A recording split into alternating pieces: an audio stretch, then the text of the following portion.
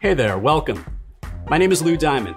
At this establishment and in my book, Speak Easy, I've put together the tips, tricks, techniques, blends, mixtures, and concoctions that you need to make more of your conversations great. Whether you're a professional looking to grow your business, a leader looking to connect to your people, or an individual looking to grow your own personal connections, the lessons you'll learn in Speak Easy will help you connect, engage, and win in all of your conversations. Head on over to speakeasybook.com and order yourself a print, digital, or audio copy.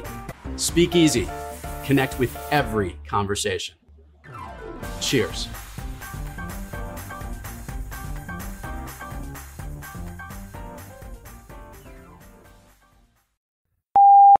Well, off the top of my head, I'd say you're looking at a Boski, a Jim Brown, a Miss Daisy, two Jethros, and a Leon Spinks, not to mention the biggest Ella Fitzgerald ever. And, of course, you'll need Thrive Loud with Lou Diamond. Would you like to learn from those that are taking their lives, their businesses, and their passions to the next level? Best-selling author of Speak Easy and master connector Lou Diamond is here to connect you to some of the most inspiring and amazing people on this planet. Get ready to thrive loud with Lou Diamond.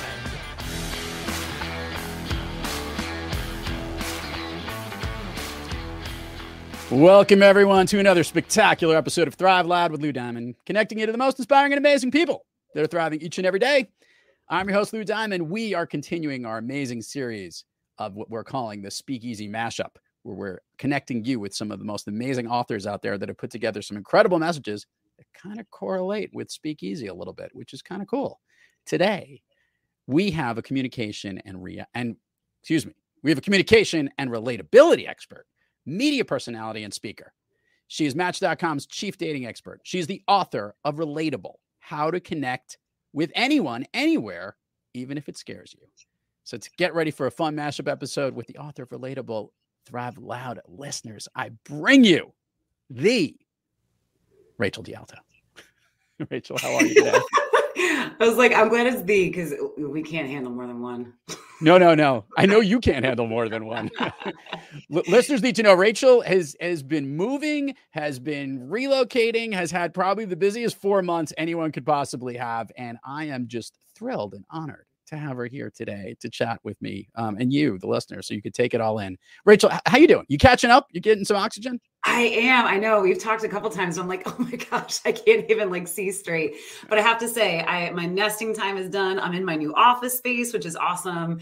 The house stuff is done, and I can finally, I feel like, refocus on the rest of my life, because you know how it is. You've been. I know Yes. how it all is. What I want to do is, you've been on the show before. You came on when your book came out. We actually, yes. I think we dropped it on the date of your when your book came out, which was pretty amazing. So what I want to do is bring our listeners up to speed a little bit. So if you could share with the listeners a little bit about what Relatable is all about. Yeah. And it was so awesome to talk with you the last time I was on Thrive Loud. And Relatable to me is really the foundation of relationship building and connection building. Because I think you can have a connection, but where does it go from there? And really building it beyond that is the art of being relatable. And to me, it's something different than likable. It's a little bit stepping up from there. And it's, how do I invest my energy in other people? How do I put myself out there so people want to invest their energy in me? And so it's really a framework about building those connections, even if it might scare you, which it does, because social anxiety is real and everybody has a little bit of awkward sometimes. Sometimes. I would have, a lot of people have a lot of awkwardness a lot of times. And actually that's what I want to dive into. So there are some incredible lessons in your book about how kind of you need to be in certain circumstances, how to make yourself more approachable, how to be able to connect with anyone, which I connect completely with, because my means of having to connect has to do with having a conversation. Yeah. And I want to talk about, maybe you could share with the listeners, if you could, some of the key things you think about when it comes to actually having conversations as it relates to being relatable.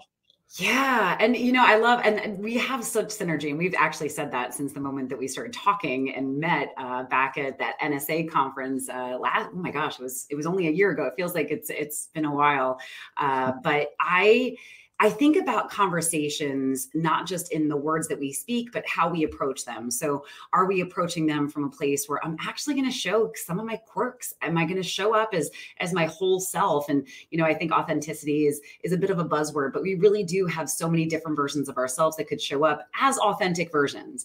And also, how am I showing up in service to the other person? How am I communicating in a way that they feel seen and heard, that they feel like I'm on, their page, and I care about who they are. And so it's a lot to me in terms of relatability is thinking about how I show up before I even speak the words. And then we speak easy after that. Yeah, I love that. Nicely done, by the way. So actually, a lot of Speak Easy is how you need to be before, during, and after conversation, and a lot of that prep work you need to do. Look, there's the authentic component to who we are and making sure we unleash it in the moment to become relatable to another. Is there preparation on being relatable? Do you have to work on things before you connect with someone else?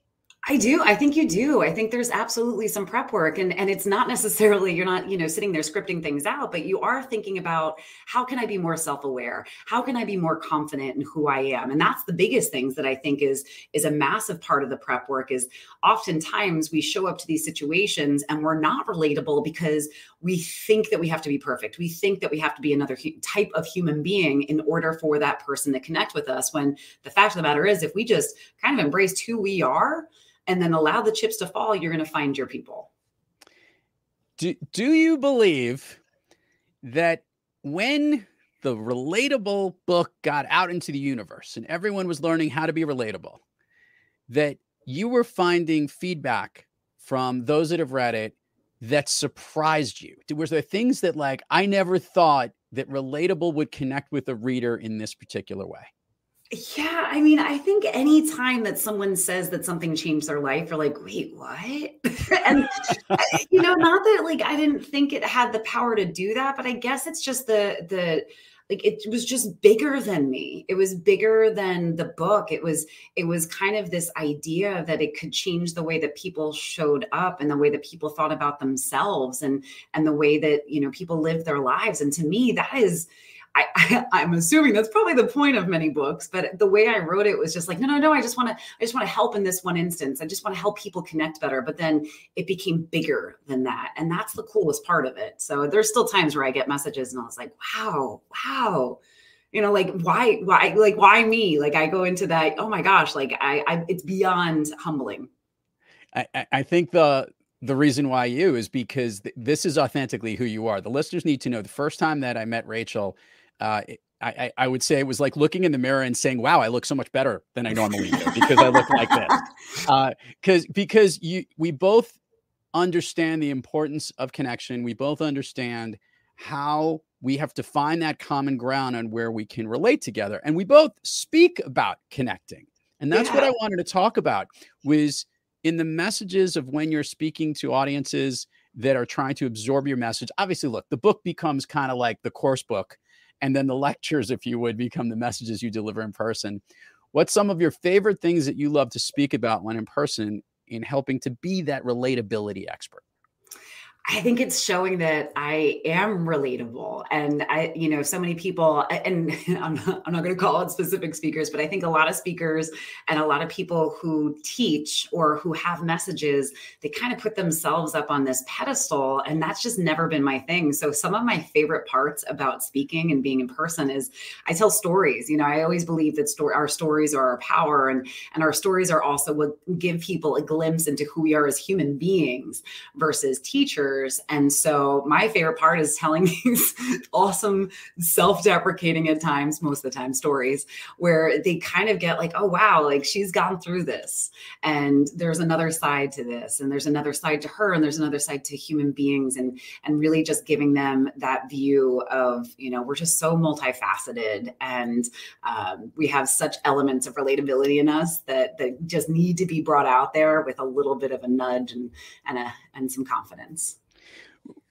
After this last year aside from all the moving and the nesting and all the stuff that you had to do and getting into your home, which was quite interesting to say the least. Those need to follow. We will provide the show notes of where to follow Rachel in social, because she's really professional when she's doing that stuff. But if you catch her stories on the chaos that's going on in her life, it's actually more entertaining to watch that feed more so than her really important messages. Yeah. But over the last year in getting these messages together, I actually want to talk about that social component, because you do a spectacular job of hitting upon certain ideas on how to be relatable in certain circumstances.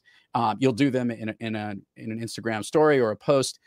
One, do you have fun doing them? And two, are you able to get it all done in one take? Yes and yes. So, oh, come on. Listen, here's the deal. I did TV for 10 years. You figure out how to talk in very quick sound bites. And it doesn't mean there's times where I don't flub. And honestly, it's sometimes when I have to do a specific video for someone else, like a brand or a partnership that I'm doing, where all of a sudden they're asking me to say certain things, then I'm a mess. All of a sudden I'm looking at my take list and I'm on like take 75. But when it's one of my short form videos, I do a lot of Instagram reels where I try to be helpful, and those are pretty quick hitting, and you're talking in just a couple seconds, but I have a blast with those. Those are my favorite. Listeners need to know that when I have, she's also has another job title, which is called Lou's Instagram Tech Help. I will literally reach out to her in a DM and be like, how the F did you do that?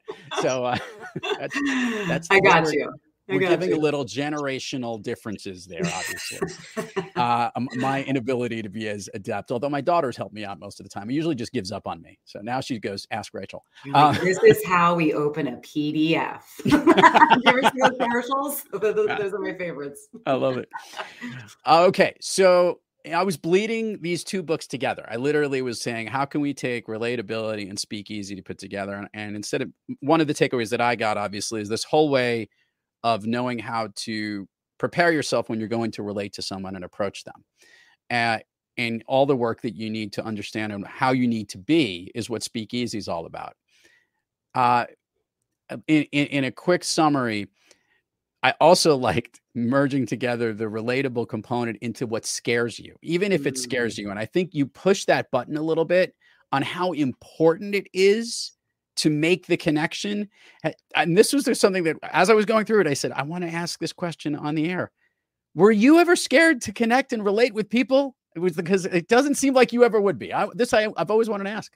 So I was a anxious extrovert because I did have, when I opened my book with a story about how I had no friends. I was this overweight know-it-all in grammar school. By the time I got to 6th grade, I was out of friendships. I had to switch schools so that I could have a bit of a fresh start. But yeah, I had a lot of anxiety around it, and I had a lot of just misguided energy. And so it definitely was an element. I think if social media existed when I was going through that, I would be an even bigger mess. So I have so much empathy for people who have gone through those elements. It definitely has gotten better as I've gotten older, and high school was kind of it's weird. Some people have issues in high school. I was like, that was when I finally felt like, oh no, I can do this. And things started to shift. But yeah, I've had those moments, and it's like core wounds. So those things, I always like my husband said, he's like, you're so humble, like all the time. I was like, yeah, it's because I was like traumatized as a child. So I will never be mean. Like, I just can't. It's like one day we're going to see you just fly off the handle, but it'll be worth it. It's about time. So gifts that you've received, what has been the biggest gift that you have received in not only being the relatability expert, but from the book, or even the message that you give? What is that key gift that maybe it keeps giving, or maybe it's just a one-off, but I think our listeners would love to know. You know what? I think one of the coolest things that ever happened was, so I do a lot of interaction in my keynotes, which some people are like, oh God, you're gonna make me talk to people. And other people are like, oh my gosh, I've been dying to talk. Like, please stop talking up there.